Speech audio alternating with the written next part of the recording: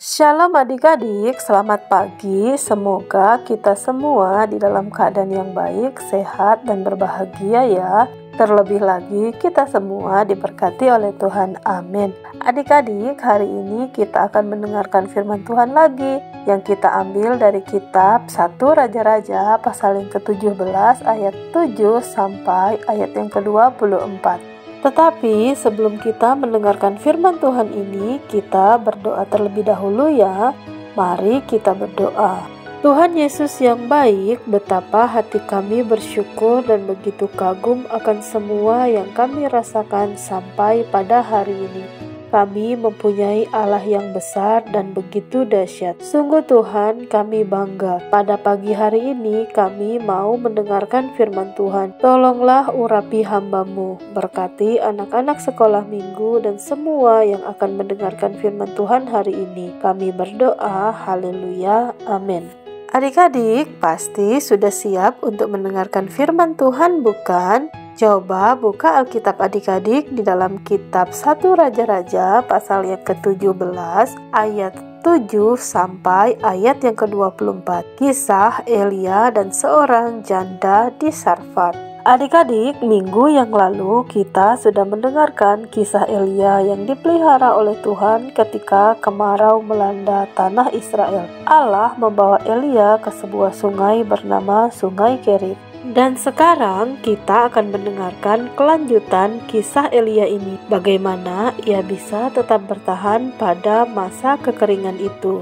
Karena hujan tidak kunjung datang, maka Sungai Kerit telah menjadi kering. Kemudian Tuhan memerintahkan Elia untuk pergi ke Sarfat untuk menemui seorang janda yang akan memberi ia makan. Ketika Elia tiba di Sarfat, benar di sana ada seorang janda yang sedang mengumpulkan kayu dan ranting untuk dipakainya membuat api. Elia melihatnya dan berseru memintanya untuk diambilkan air.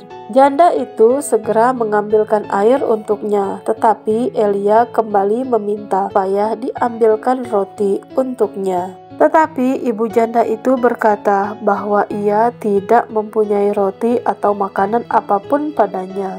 Ia hanya mempunyai segenggam tepung dan minyak dalam buli-buli kecil yang sebentar lagi akan habis. Tetapi Elia berjanji bahwa ibu janda ini tidak perlu takut, Tuhan akan menyediakan dan memeliharanya. Elia meminta untuk dibuatkan roti baginya terlebih dahulu, baru kemudian untuk dia dan anaknya. Maka dibuatlah demikian, dan benar selama beberapa waktu berlalu, minyak dan tepung itu tidak habis. Elia, janda, dan anaknya mendapat cukup makanan dalam masa kekeringan itu. Tetapi setelah itu anak janda di Sarfat ini jatuh sakit dan ibunya menyadari bahwa anaknya telah mati. Ibu janda ini sangat sedih. Ia merasa hilang pengharapan karena anak satu-satunya telah pergi meninggalkannya. Ia berpikir mungkin ia telah berbuat dosa sehingga ia mengalami kedukaan ini. Ia menangisi anaknya dengan sedih.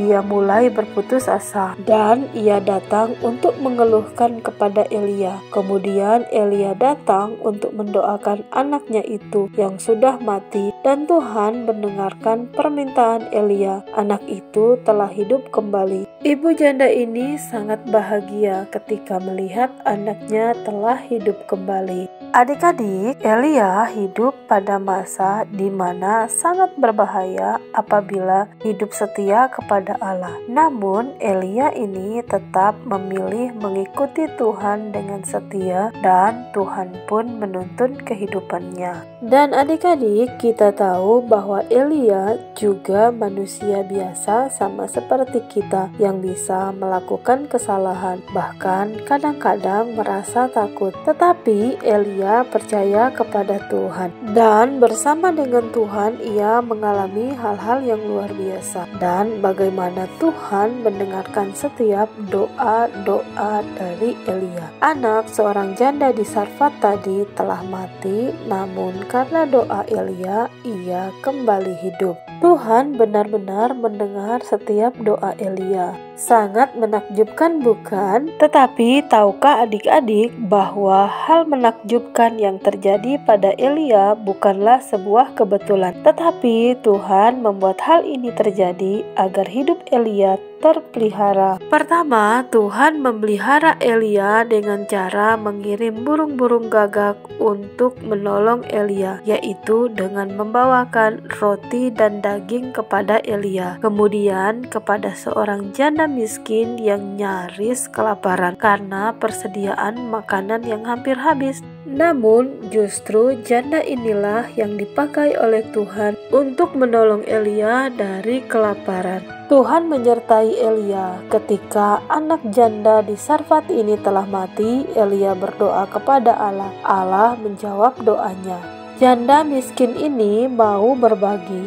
di tengah-tengah kesusahannya. Akibatnya ia juga mengalami mujizat Tuhan. Anaknya yang sudah mati hidup kembali dan menjadi sembuh. Ayo adik-adik, kita belajar percaya kepada Tuhan ya, menaruh hidup kita sepenuhnya kepada Tuhan. Sama seperti yang dilakukan Elia, karena Tuhan tidak pernah meninggalkan dan membiarkan kita. Mari kita berdoa. Tuhan Yesus, terima kasih untuk firman Tuhan yang sudah kami dengar. Ajar kami untuk selalu percaya akan setiap janji Tuhan, karena kami tahu Tuhan tidak pernah meninggalkan kami. Namun Tuhan selalu menyertai kami. Kuatkan dan teguhkan iman kami ya Tuhan, agar kami selalu taat, setia, dan percaya kepada Tuhan. Dalam nama Tuhan Yesus kami berdoa. Haleluya. Amin.